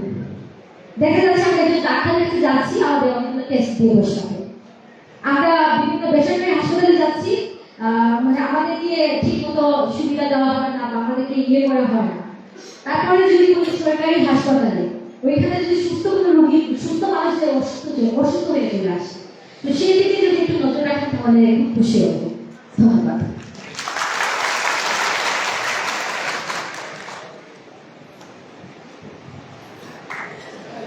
আমরা পিছন থেকে কিছু প্রশ্ন দিতে চাই। পিছন থেকে যদি কেউ প্রশ্ন করতে চান, জি আপনি প্রশ্ন করুন। আপনি যত এমসি কলেজের আমার বন্ধু বলছি, আপনি যত মিডিয়া অ্যাটেনশন পেয়েছেন অতটুকু আমাকে কি দেয়নি। আসসালামু আলাইকুম। আজকে যেখানে সব তরুণরা মিলিত হয়েছি, তার প্রশ্ন হচ্ছে আপনি যদি সংসদ সদস্য নির্বাচিত হন তাহলে তরুণদের জন্য আপনার কি বিশেষ পরিকল্পনা থাকবে? যেমন বিদেশে আমরা দেখতে পারি পার্ট টাইম জব বা ইন্টার্নশিপের সুযোগ থাকে। আপনি একটু মেনশন করছেন যে ইন্ডাস্ট্রিয়াল ডেভেলপমেন্ট হবে, কিন্তু ডেভেলপমেন্ট হলে তো যারা ফুল টাইম জব সেখানে তারাই জব পাচ্ছে, কিন্তু আমরা যারা স্টুডেন্ট তারা তো পার্ট টাইম জব বা ইন্টার্নশিপের সুযোগ পাচ্ছে। তারপর আপনি বললেন যে তরুণরা গেমিং আসক্ত হচ্ছে। আমি মনে করি এটা একটা মেইন কারণ হচ্ছে, কারণ টাকা মানি এডুকেশন নাই, তাই তারা গেমিং করছে।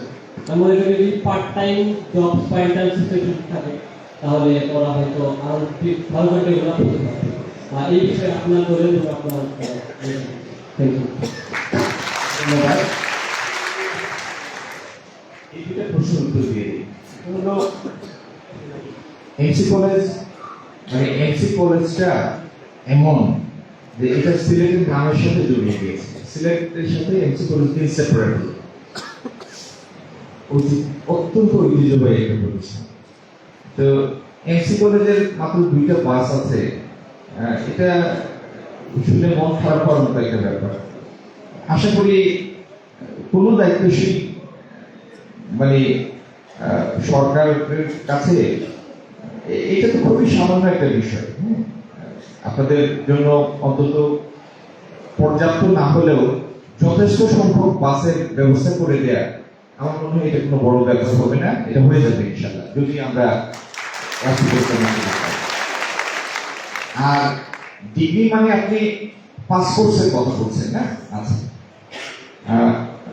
তো আপনার কলেজের পিছনে বাইরে থেকে এরকম সিদ্ধান্ত গ্রহণকারী একটা মন্তব্য আমার জন্য করাটা ঠিক হবে কিনা আমি জানি না। অন্তত আপনাদের ব্যবস্থাপনার দায়িত্বে যারা আছেন, আপনার কলেজের প্রিন্সিপাল, ফ্যাকাল্টি, তাদের সাথে কথা বলে যদি তারা চান এই বিষয়ে সরকারি কোনো সাহায্য বা কোনো ইনফ্রাস্ট্রাকচার ডেভেলপ করা, আমরা এগিয়ে আসবো। আমরা তাদের সাথে কথা বলতে। আচ্ছা, বাট আরেকটা কি বলছিলেন? হসপিটাল। হসপিটালের পরিসংখ্যানটা বলি আপনাদের। ওসমানী মেডিকেলের বেড আছে প্রায় 900, রোগী থাকে কত জানেন? 3000। আপনি যদি কোনো 3000 মানে একজন বিছানায় 3 জন মাটিতে। আপনি যদি অন্যদিকে তাকিয়ে হাঁটেন, নির্ঘাত কোনো রোগীর গায়ে পালা দিয়ে। ওসমানী 900 আর শামসুদ্দিন মেডিকেল 250। এটি হচ্ছে আমাদের সরকারি হাসপাতালের ধারণ ক্ষমতা সিলেট। আর এর বাইরে প্রাইভেট মেডিকেল তো অনেক আছে। রাগিব রাবিয়াতে 800 বেড আছে, আরো অনেকগুলি নর্থ ইস্ট আছে, অনেকগুলিতে অনেক বেড আছে। তো আমাদের যে জনসংখ্যা আর আমাদের স্বাস্থ্য সেবাটা একটা খুবই হতাশাজনক অবস্থায় এসেছে। আমি যদি আশপাশের দেশের সাথে মিলাই, বাংলাদেশের মানুষের পকেট থেকে স্বাস্থ্য খাতে টাকা যায় বড় সব থেকে বেশি, প্রায় 75%। অন্যান্য দেশে তুলনামূলকভাবে অন্য দেশের সরকারগুলি খরচের পরিমাণ বেশি, কেউ 60%, কেউ 50% ইত্যাদি। তো এটা সমাধান হচ্ছে এক হলো কিছু বিশেষায়িত হাসপাতাল তৈরি করা, ওসমানীর আওতা সম্প্রসারণ করা, শামসুদ্দিন মেডিকেলের সাইজ বাড়ানো, আমাদের কমিউনিটি ক্লিনিকগুলি সার্বক্ষণিক চিকিৎসা সেবা দেওয়ার ব্যবস্থা করা, সার্বক্ষণিক ডাক্তার রাখার ব্যবস্থা করা, এবং তার থেকে ইম্পর্টেন্ট প্রতিরোধমূলক ব্যবস্থায় বেশি বেশি করে ইনভেস্টমেন্ট এবং সচেতনতা তৈরি করা। আপনি যদি আমার আগের যে ছোট ভাই মুখ নিয়ে হয়ে গেল, উনি যেটা বললো যে খাদ্যে ভেজালের কারণে যত লোক যত ধরনের লিভার ডিজিজ, ক্যান্সার ইত্যাদি দ্বারা আক্রান্ত হয়, যদি খাদ্যের ভেজাল আমরা রোধ করতে পারি বা পারতাম, তাহলে তার পরিমাণ অনেকখানি কমে আসতো। তার মানে আলটিমেট হসপিটালের প্রেশার ততদিনে কমে আসতো। তো এইভাবে বিভিন্নমুখী অ্যাপ্রোচের মাধ্যমে এই দেশটার হেলথ স্বাস্থ্যসেবা একটা আন্তর্জাতিক মানে নিয়ে আসতে হবে, এবং এটা নিয়ে আমাদের অগ্রাধিকার আছে, আমাদের চিন্তা ভাবনা আছে। আমাদের নেতা, যাকে আমরা চিন্তা করি যে আগামী দিনে দেশের নেতৃত্ব দিবেন প্রধানমন্ত্রী হিসাবে, তারেক রহমান সাহেব, তিনি চান স্বাস্থ্য এবং শিক্ষা এই দুই খাতে জিডিপির 5% করে ব্যয় করতে। এখন আমাদের বাজেটে স্বাস্থ্যের পিছনে খরচ হয় ধরেন জিডিপির 10%। ওনার ইচ্ছা পর্যায়ক্রমিকভাবে সেই ব্যয় 5% তুলে নিয়ে আসবে। তার মানে এখনকার তুলনায় প্রায় 3 গুণ বেশি ইনভেস্ট করতে স্বাস্থ্য। আচ্ছা, আর আমার আরেক ভাই এখানে প্রশ্ন করেছিলেন যে পার্ট টাইম জবের কি হবে। আপনারা যারা লেখাপড়া করেন তাদের জন্য পার্ট টাইম জব করা, তাই না? পার্ট টাইম জব ভিত্তিক কোনো স্বীকৃত প্রতিষ্ঠান হয় না, কিন্তু যেটা হয়, আপনি যদি যারা স্টুডেন্ট, যারা আপনি বাইরে গেলে দেখবেন অনেকে রেস্টুরেন্টে কাজ করে, একটা পার্ট টাইম কাজ করে, অনেকে মিট ফ্যাক্টরিতে কাজ করে, পার্ট টাইম কাজ করে, অনেকে সার্ভিস ইন্ডাস্ট্রিতে কাজ করে, পার্ট টাইম কাজ করে। এটা অর্থনীতির একটা স্বাভাবিক নিয়ম। যখন কাজের সংখ্যা বেড়ে যায়, তখন যারা কাজ দিবে, এমপ্লয়ার যারা, তারা বিভিন্নভাবে তার অ্যাভেলেবল রিসোর্সগুলিকে অ্যাডজাস্ট করে। সুতরাং এটার জন্য আমাদের বিশেষ কোনো প্ল্যানের দরকার নেই। এটা অর্থনীতির স্বাভাবিক গতিধারাই প্রচুর পার্ট টাইম জব তৈরি হবে যদি আমরা অর্থনীতিকে স্বাভাবিক ধারায় এগিয়ে যেতে পারি, ইনভেস্টমেন্ট স্বাভাবিক ধারায়। ধন্যবাদ স্যারকে। যতগুলো প্রশ্ন আসছে সবগুলো ঘুরে ফিরে একটা দিকে খুব বেশি করে ইঙ্গিত দেয়, যে দুর্নীতির বিষয়। বাংলাদেশ জাতীয়তাবাদী দল সহ অন্যান্য যে সকল রাজনৈতিক দলগুলো রয়েছে, সবাই বিভিন্ন সময় বলেন যে তারা তাদের সরকার গঠিত হলে দুর্নীতি রোধে তারা কাজ করবে। কিন্তু বিগত সময়ে দেখা গিয়েছে যে প্রশাসন থেকে শুরু করে সকল ক্ষেত্রে করাপ্টেড মানুষদের একদম ভরে গিয়েছে। তো সেই ক্ষেত্রে আপনি একটি করাপ্টেড প্রশাসনকে দিয়ে কিভাবে আপনি ট্রান্সপারেন্ট কাজ করাতে পারবেন বলে আশা করেন? আরেকটা বিষয়, যে আমাদের বর্তমানে মানুষের নৈতিক মূল্যবোধের যে অবক্ষয় হয়েছে, এটাকে কিভাবে ফিরিয়ে আনা যায়? আপনাদের কোনো নীতি বা কোনো পদক্ষেপ থাকবে কিনা মানুষের নৈতিক মূল্যবোধ বৃদ্ধিতে? নৈতিক মূল্যবোধ তো ওষুধ দিয়ে বানানো যায় না। নৈতিক মূল্যবোধ একটা হচ্ছে, এটা একটা সাংস্কৃতিক পরিবর্তন, আইনি বাধ্যবাধকতার সৃষ্টি। এটা হচ্ছে একটা কম্বিনেশন অফ অ্যাপ্রোচ, কোনো ওয়ান অ্যাপ্রোচ না। আপনি অনেক মানুষ দুর্নীতিতে জড়ায় না, কারণ দুর্নীতিটা তার কাছে দুর্নীতি, খারাপ নীতি, অনৈতিক কাজ, সে দুর্নীতিতে জড়ায় না। তার পরিবার বা পরিবারের সদস্যরা সেটা অনুমোদন দিবে না, অ্যালাউ করবে না। কম খাবে, কিন্তু মানে হালালটাই খাবে। এটা হচ্ছে একটা নৈতিকতা, পারিবারিক অনেক পরিবারের সেটা রিকোয়ারমেন্ট। অনেকে দুর্নীতি করে না নৈতিক কারণে না, কনসিকুয়েন্সের ভয়ে, যে যদি আমি দুর্নীতি করি তাহলে আমার আইনি যে কনসিকুয়েন্স আসে, ফলাফল আসে, জেলে যাওয়া লাগবে, শাস্তি পাওয়া লাগবে। এখন মুশকিল হচ্ছে আমাদের দেশে দুর্নীতিটা ফ্লেয়ার আপ করেছে বা প্রসার হয়েছে বিভিন্ন কারণে। একটা হলো আমরা জবাবদিহিতা দেশ থেকে অবলুপ্ত করে দিয়েছি, নির্বাচনী ব্যবস্থা থেকে বের হয়ে এসেছি। এখন যারা সরকার গঠন করে ক্ষমতায় যায় তাদের ভোটারের কাছে আসার প্রয়োজন পড়ে নাই দীর্ঘদিন। এটা ছিল অবনতির একটা কারণ। এর আগে যে দুর্নীতি ছিল না তা না, তার আগেও ছিল। এখন দুর্নীতি দূর করার জন্য সব থেকে জরুরি প্রয়োজন যেটা, সেটা হচ্ছে জবাবদিহিতার সংস্কৃতি তৈরি করা, অ্যাকাউন্টেবিলিটি, আইনি ভিত্তিটা। দুর্নীতি নাই পৃথিবীতে এখন কোনো দেশ নেই। আপনি একেবারে উন্নত দেশ যেগুলি, আমেরিকা বলেন, ইংল্যান্ড বলেন, জাপান বলেন, এমন কোনো দেশ নেই যেখানে দুর্নীতি নাই। কিন্তু দুর্নীতি করলে সেটার সাজা ভোগা লাগে, এই নিশ্চয়তা থাকার কারণে সেখানে পরিমিত মাত্রায় দুর্নীতি হয়। তো আমরা এখন যেভাবে পলিটিক্যাল অ্যাকাউন্টেবিলিটির দিকে যাচ্ছি, একটা হলো আগামী প্রত্যেকটা জাতীয় নির্বাচন নির্দলীয় নিরপেক্ষ তত্ত্বাবধায়ক সরকারের অধীনে হবে, কোনো রাজনৈতিক দলের অধীনে হবে না এখন থেকে। তার মানে কোন রাজনৈতিক দল ইচ্ছা করলো ক্ষমতা চিরস্থায়ী করে ফেললো, এটা ভবিষ্যতে কোনোদিনও সম্ভব হবে না। এটা হবে জবাবদিহির একটা প্রাথমিক পথ। দ্বিতীয়ত, বিচার বিভাগ সম্পূর্ণ পৃথক হয়ে যাচ্ছে।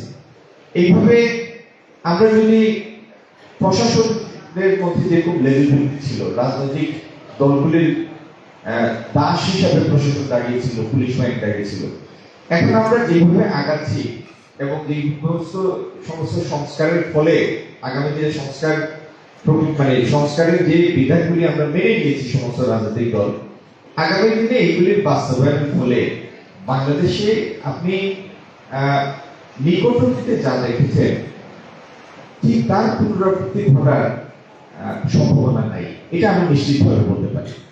এখন সময় হলো আমাদের পুরো জনগোষ্ঠীকে রাজনৈতিকভাবে সচেতন করা, পাবলিক প্রেশার ক্রিয়েট করা, অ্যাকাউন্টেবিলিটিটা সাস্টেইনেবল করা এবং ধীরে ধীরে এই চর্চার মাধ্যমে একটা মানদণ্ডে পৌঁছানো। এটা একদিনে হবে না, কিন্তু ওভার টাইম এটা অ্যাচিভ করা সম্ভব। আমার মনে হয় আজকে এখন ইতিমধ্যে 4:30 বাজে, আপনারা অনেকেই হয়তো লাঞ্চ করেন নাই, কারণ এসেছেন দুপুরে, আরে মুখ শুকানো তো একটা রিস্কি ব্যাপার। তো এই সময়ে আপনাদের কষ্ট দিয়ে আমি আপনাদের বিরক্তির কারণ হব না, আজকে তো মোটেই হব না, কারণ 3 মাস পরে ইলেকশন।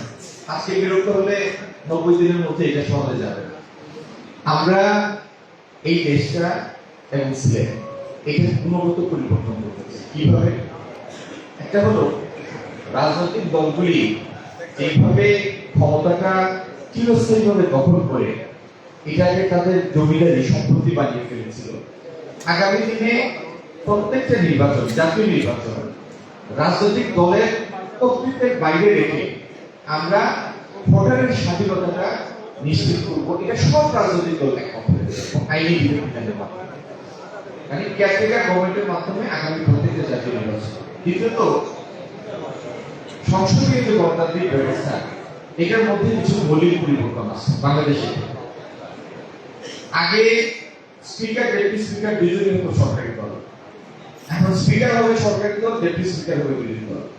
এবং প্রত্যেকটা মন্ত্রণালয়ের বিষয় সংসদীয় কমিটি যেগুলি সরকারের কাছ থেকে জবাবদিহিতা আদায় করে, তাদের গুরুত্বপূর্ণ কমিটিগুলি সভাপতি হবে এখন বিরোধী রাজনৈতিক দলের সদস্য। পুলিশ বাহিনী, নির্বাচন কমিশন এবং সাংবিধানিক যেগুলি কমিশন, সেগুলির নিয়োগ, এটা এমন একটা ব্যবস্থায় আছে যেখানে সরকারি দলের কোনো নিরঙ্কুশ ক্ষমতা থাকবে না, সরকার এবং বিরোধী দল মিলে সেই নিয়োগ মিলিত। এইভাবে ধীরে ধীরে আমরা এমন একটা রাজনৈতিক কালচারের মধ্যে ঢোকার জন্য চেষ্টা করছি, যাতে কোনো এক দল দেশের উপরে অবাধ ক্ষমতার দখল নিয়ে নিল, এই ব্যবস্থাটার পুনরাবৃত্তি যেন না হয়। আমার বিশ্বাস এটা নিশ্চিত করার জন্য যে কতগুলি প্রিকশন, সেফটি মেকানিজম, এটার জন্য আমরা ইতিমধ্যে সব রাজনৈতিক দল একমত হয়েছি এবং আগামী দিনে রাষ্ট্র ক্ষমতায় গেলে আমরা আইনি কাঠামোর মধ্যে এই ব্যবস্থাগুলি স্থায়ী করব। দ্বিতীয়ত,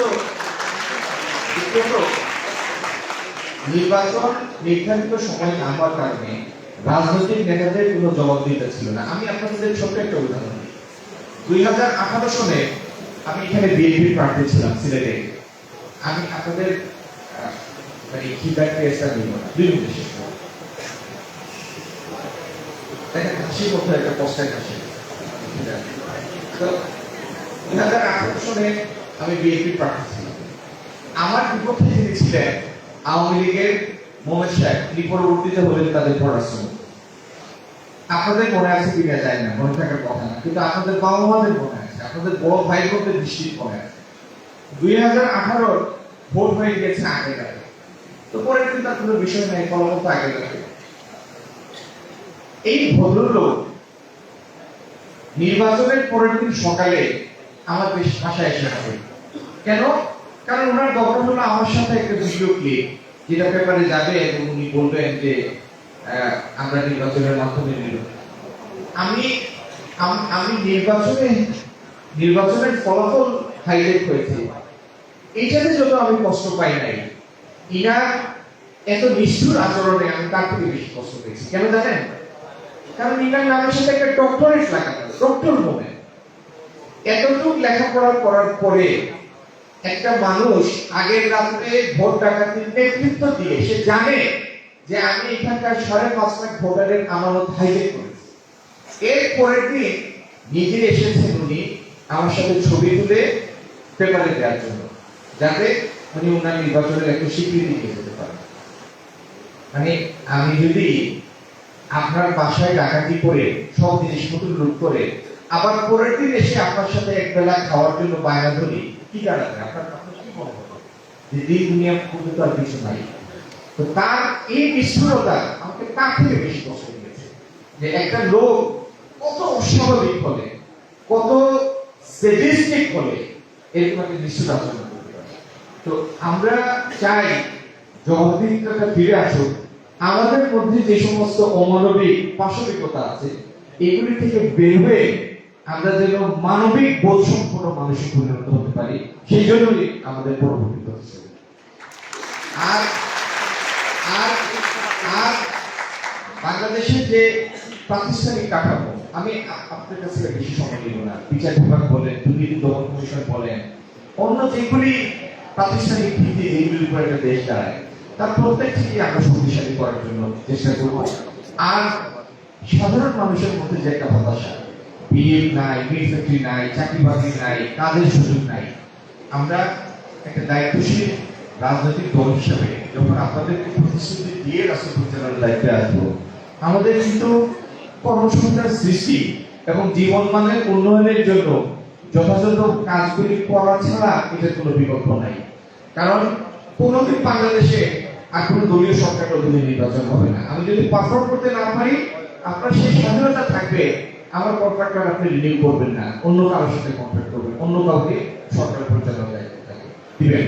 এই ক্ষমতা বাংলাদেশের মানুষের কাছে চিরজীবন থাকবে এবং এটার জন্য রাজনৈতিক দল হিসাবে আমরা মোস্ট কমিটেড যে এই ক্ষমতা বাংলাদেশের মানুষের কাছে আর কখনো কেউ নিয়ে যেতে পারবে না ইনশাআল্লাহ। সুতরাং এই জবাবদিহিতার সংস্কৃতি, মানুষের প্রতি দায়বোধ, দেশের প্রতি দায়বোধ থেকে ইনশাআল্লাহ জনকল্যাণকর, অর্থনীতির পক্ষে সহায়ক, অর্থনৈতিক উন্নতির পক্ষে সহায়ক, সামাজিক পজিটিভ ট্রান্সফরমেশনের জন্য সহায়ক, এই কাজগুলি আগামী দিনে হবে এবং দেশটা উন্নয়ন হবে। আপনাদের সবাইকে নিয়ে এই বাংলাদেশ এবং একটা ভাইব্রেন্ট বায়াবুল শ্রীলঙ্কা করতে। এই যে সিলেটে দেখেন একটা খেলার জায়গা নেই, আছে কোনো ওয়ার্ডের সামনে একটা খেলার মাঠ নেই। আমি আপনাদেরকে বলছি, আমার মানে one of my top priorities will be অন্তত 5টা-6টা ওয়ার্ড মিলে আমি একটা কাভার্ড স্পোর্টস ফ্যাসিলিটি তৈরি করতে চাই, যেখানে মিনি ফুটবল, ভলিবল, বাস্কেটবলের কোর্ট থাকবে এবং আমাদের প্রত্যেকটা ওয়ার্ডে সিম্পল এক্সারসাইজের ইনস্ট্রুমেন্ট দিয়ে আমরা একটা ছোট এক্সারসাইজের জায়গা তৈরি করবো প্রত্যেকটা ওয়ার্ডে। এবং এই ফ্যাসিলিটিগুলি রক্ষণাবেক্ষণের জন্য আমরা স্থানীয় ক্লাবগুলির দায়িত্ব দিব, যাতে ওনারা ইনস্ট্রুমেন্ট দেখে রাখেন এবং এটা রক্ষণাবেক্ষণ করেন। আমরা শুধু এমপ্লয়মেন্ট না, আমরা বেঁচে থাকার যে একটা স্যাটিসফ্যাকশন, যুবক বয়সের যে একটা চাহিদা, স্পোর্টস, হেলদি এন্টারটেইনমেন্ট, এই সমস্ত ইনফ্রাস্ট্রাকচার তৈরি করে বেঁচে থাকার সার্থকতা তৈরি করতে চাই, তৃপ্তি তৈরি করতে চাই, যেন আমার প্রতিদিনটার মধ্যে একটা সন্তুষ্টি থাকে। আমার একা পক্ষে সম্ভব না, কিন্তু আমরা সবাই মিলে ইনশাআল্লাহ এটা অ্যাচিভ করেই ছাড়বো। Thank you.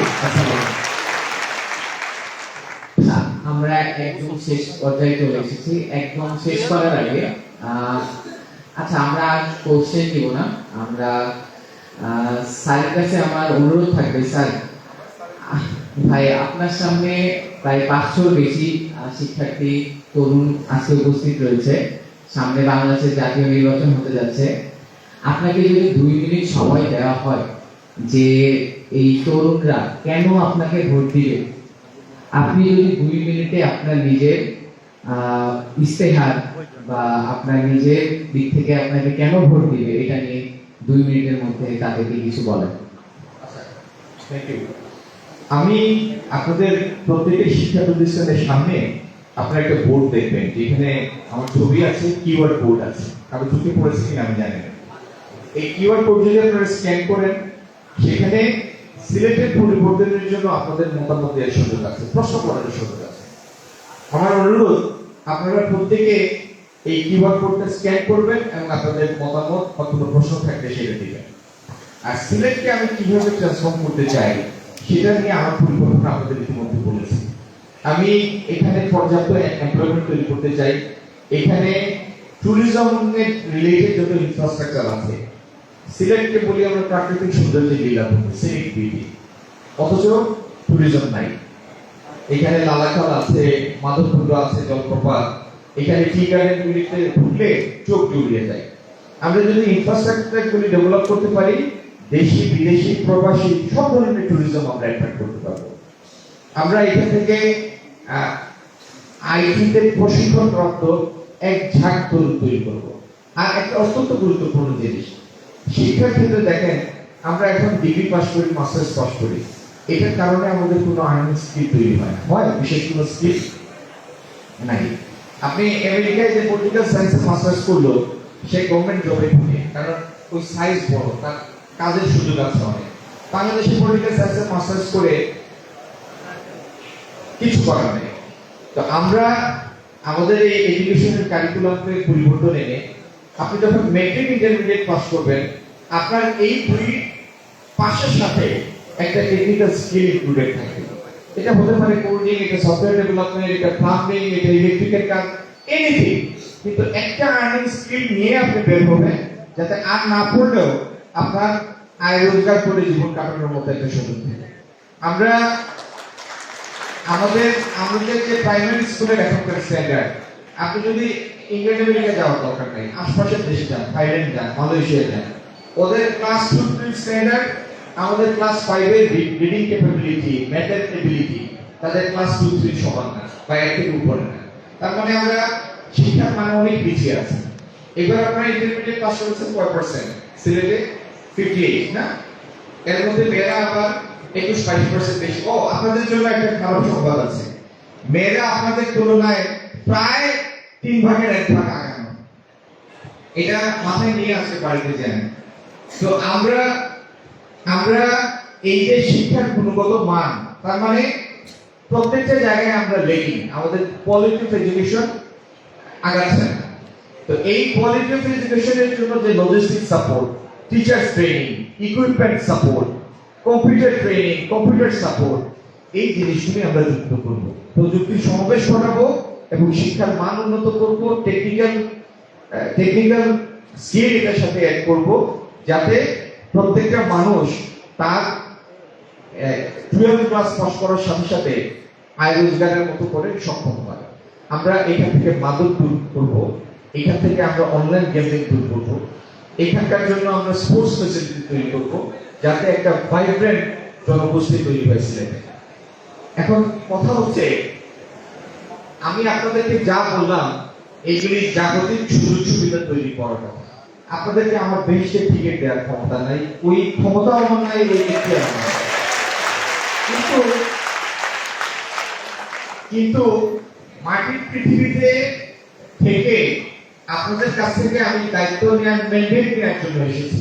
আপনারা যদি আমাকে ম্যান্ডেট দেন, আমার এই পরিকল্পিত কাজগুলি করার মাধ্যমে আপনাদের জীবনমান উন্নয়নের জন্য আমি সম্পূর্ণভাবে চেষ্টা করব। এটি একটা কথা। আর আমার এই কথা এবং চেষ্টার মধ্যে আপনাদের মধ্যে যদি এই ফিলিংসটা এসে থাকে যে এই লোকের উপরে চান্স নেওয়া যায় বা 5 বছর দেখা যায়, তাহলে আপনাদের প্রতি আমার অনুরোধ, আমার এই মেসেজটা আপনারা এখান থেকে আপনাদের ঘরেও নিয়ে যাবেন, আপনাদের শিক্ষা প্রতিষ্ঠানে নিয়ে যাবেন, যাতে আমার হয়ে আমার বাদ বাকি ক্যাম্পেইনটা আপনাদের মাধ্যমে প্রসারিত হওয়া সম্ভব হয়। ধন্যবাদ। ধন্যবাদ স্যারকে। আপনাদের যারা এখানে আজকে উপস্থিত আছেন সবার প্রতি আমার একটা অনুরোধ থাকবে যে স্যারকে দিন বা অন্য কাউকে দিন, আপনারা সবাই আপনাদের নিজেদের ভোটাধিকারের চর্চা করবেন। অবশ্যই আপনাদের যে রাজনৈতিক অধিকার আছে, আপনাদের যে ভোটাধিকারের অধিকার আছে, সেটা আপনারা চর্চা করবেন। তো এই পর্যায়ে আমরা আমাদের অনুষ্ঠানের সমাপ্তি ঘোষণা করব। এর আগে আজকের অনুষ্ঠানে এই আয়োজন করার জন্য খন্দকার মুক্তাদির ভাইকে অসংখ্য ধন্যবাদ। সবাই একটু একটা মিনিট যদি সবাই তার জায়গায় বসে সবাই একটা